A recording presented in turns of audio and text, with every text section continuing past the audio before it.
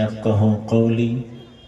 قال ربي يسر ولا تعسر وتمم بالخير وبك نستعين يا فتح ربي زدني علما.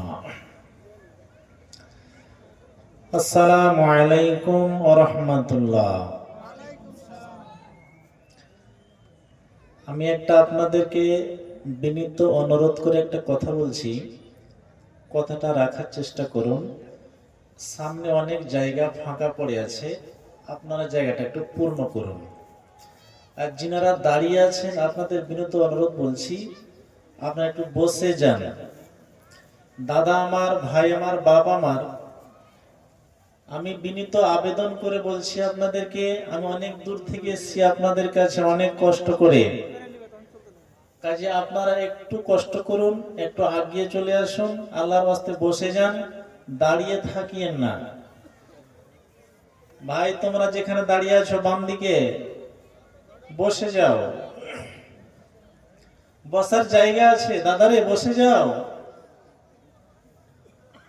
দাঁড়িয়ে থাকিও না, বেয়াদবি হচ্ছে দাঁড়িয়ে থাকা।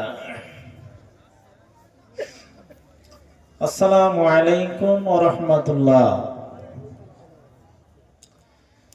ইন্নাল হামদালিল্লাহ নাহমাদুহু ওয়া নাস্তাঈনুহু ওয়া নাস্তাগফিরুহু ওয়া নু'মিনু বিহি ওয়া নাতাওয়াক্কালু আলাইহি ওয়া নাউযু বিল্লাহি মিন শুরুরি আনফুসিনা ওয়া মিন সাইয়্যাতি আমালিনা।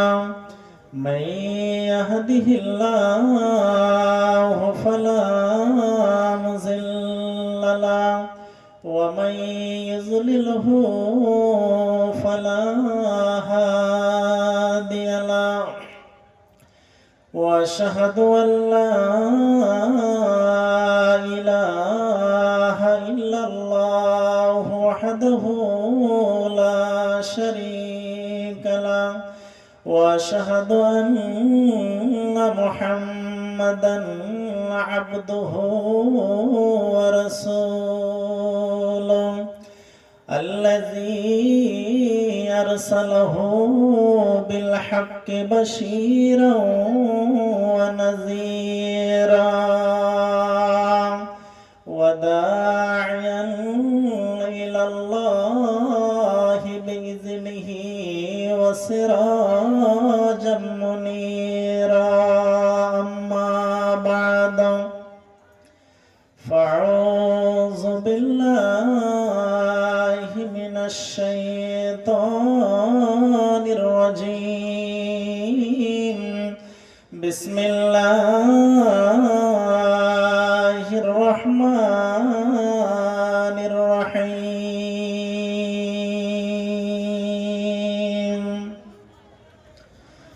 ما يلفظ من قول إلا لديه رقيب عتيد.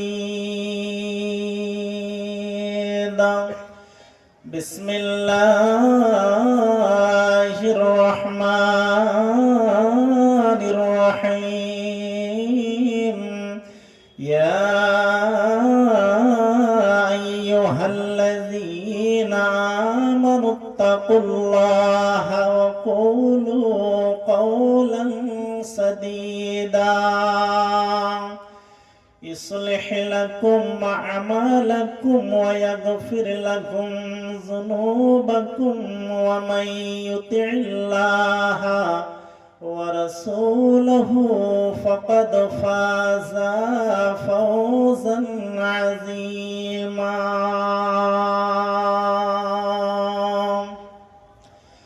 بسم الله الرحمن الرحيم.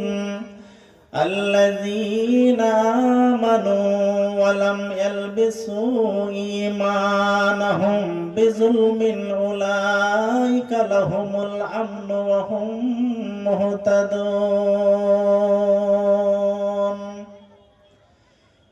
قال النبي صلى الله عليه وسلم إن الله يرفع بهذا الكتاب أقواما ويدع به آخرين।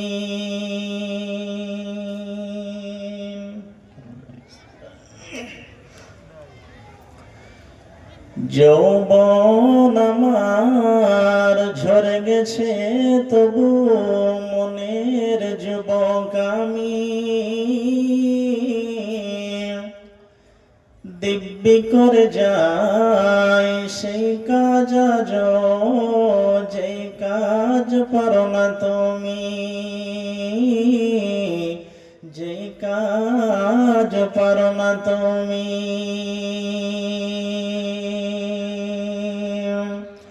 যৌবন আমার ঝরে গেছে তবু মনের যুবক আমি, দিব্যি করে যাই সেই কাজ আজ যে কাজ পারো না তুমি, যে কাজ পারো না তুমি।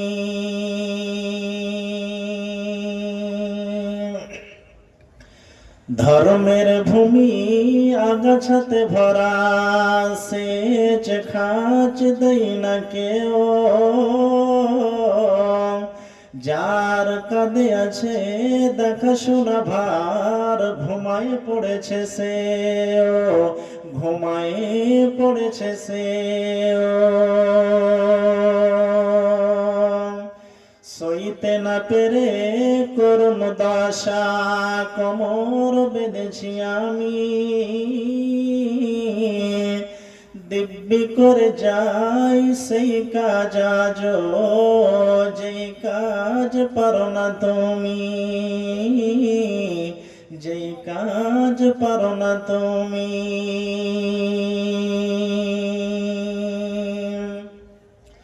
ঘোচাতে হবে তোমাকে আমাকে জাতির করুণ দশা, জ্বালাতে হবে আলো ঘরে ঘরে, তাড়াতে হবে অমানিসা। ঘোচাতেই হবে তোমাকে আমাকে জাতির করুণ দশা,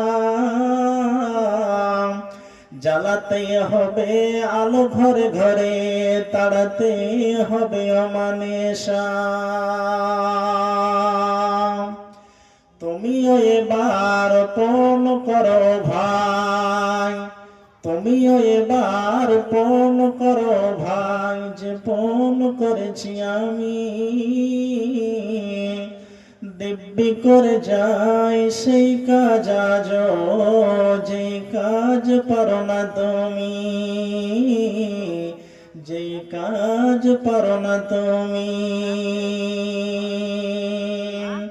যৌবন আমার ঝরে গেছে তবু মনের যুবক আমি, দিব্যি করে যাই সেই কাজ আজ যে কাজ পারো না তুমি, যে কাজ পারো না তুমি।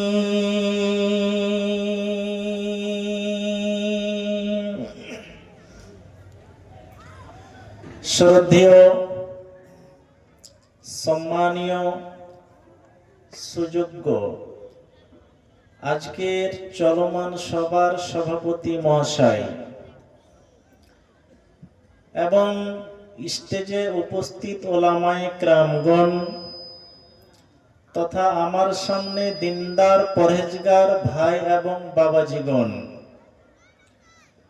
এবং এক পার্শ্বে শান্তশিষ্ট ভাবে বসে থাকা স্নেহের মা এবং বোনেরা, সর্বাগ্রে ওই মহান আল্লাহ রাব্বুল আলামিনের প্রশংসা কৃতজ্ঞতা জ্ঞাপন করি, যেই মহান আল্লাহ রাব্বুল আলামিন আমাদেরকে এক ইসলামিক সভা করার তৌফিক দিয়েছেন এবং সেই সভাতে আমরাও জমায়েত হতে পেরেছি, তাই একবার মোহাব্বতের সাথে হৃদয় খুলে, মন খুলে, অন্তর খুলে সকলে বলুন আলহামদুলিল্লাহ। আল্লাহ সুবহানাহু ওয়া তাআলার প্রশংসা ও তারিফের পর তিনার প্রিয় নবী, আমিরের নবী, গরিবের নবী, মেহমানের নবী, দরিদ্রের নবী, সর্বমানবের নবী, নবী মুহাম্মদুর রাসূলুল্লাহ, সকলে বলুন সাল্লাল্লাহু আলাইহি সাল্লামের উপর শত শত দুরূদ ও সালাম নাজিল হোক। আল্লাহুম্মা সাল্লি আলা মুহাম্মাদিন ওয়া আলা আলি মুহাম্মাদ কামা সাল্লাইতা আলা ইব্রাহিম ওয়া আলা আলি ইব্রাহিম ইন্নাকা হামিদুম মাজিদ। আল্লাহুম্মা বারিক আলা মুহাম্মাদিন ওয়া আলা আলি মুহাম্মাদ কামা বারাকতা আলা ইব্রাহিম ওয়া আলা আলি ইব্রাহিম ইন্নাকা হামিদুম মাজিদ। সম্মানিত প্রাণ প্রিয়, মাইকম্যান সাউন্ড একটু কমিয়ে দিলে নাকি? সম্মানিত প্রাণ প্রিয় দিনে ভাই এবং বাবাজীগণ, আমি আপনাদের সামনে এইমাত্র কোরআনুল কারীমের মধ্য থেকে আমি 3খানা আয়াত পরিবেশন করেছি এবং তার সাথে ছোট্ট একটা হাদিসের অংশ পরিবেশন করেছি। সেই কোরআনের আয়াত এবং হাদিস খানাকে সামনে রেখে আমি আপনাদের সামনে দুটি কথা বলবো। আল্লাহ যেন আমাকে সঠিকভাবে বলার এবং আপনাদেরকে সঠিকভাবে শোনার পরে আমল করা তৌফিক দেন। সকলে বলুন আল্লাহুম্মা আমিন। সম্মানিত প্রাণপ্রিয় দিনী ভাই বাবাজীগণ আমার, আমি যে আয়াতগুলো পড়েছি আয়াতের দিকে যাচ্ছি আমি, তবে ধীরে ধীরে, তাড়াহুড়া করবেন না, একটু ধীর ভাবে স্থির ভাবে বোঝার চেষ্টা করুন। এখন বর্তমান ভারতবর্ষের মুসলমান আমরা কম বেশ 200 কোটি। এই মুসলমান আমরা মার খাচ্ছি কেন? যেখানে সেখানে আমাদেরকে লাথি মারছে কেন? কারণটা কি? আমরা কিন্তু কারণ দেখি না, আর আমরা শুধু আপোষের সাথে আলোচনা করি।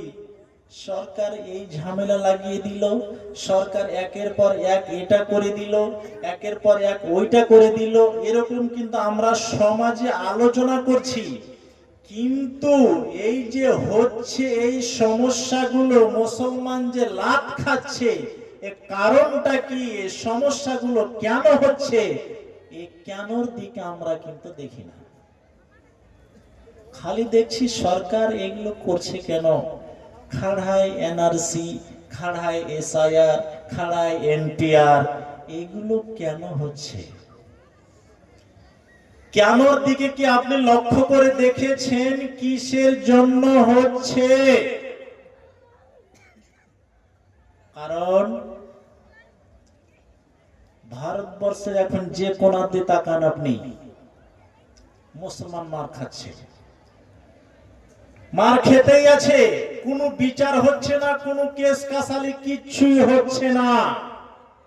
আপনি শুধু একটা গায়ের মুসলমানের ছাগলকে, বকরি খালি মেরে দেখেন, আপনার কি অবস্থা দাঁড়াবে। কিন্তু বর্তমান সমাজের মুসলমান যেখানে সেখানে মার খাচ্ছে, মেরে দিচ্ছে, কোনো কেস কাসালি হচ্ছে না। কারণ কি? কারণটা শুনেন। আল্লাহ রাব্বুল আলামিন নবী হাদিসে বলছেন যে ইন্নাল্লাহা ইয়ারফাউ বিহাযাল কিতাব আকওয়ামান ওয়া ইয়াদউ বিহি আখারিন।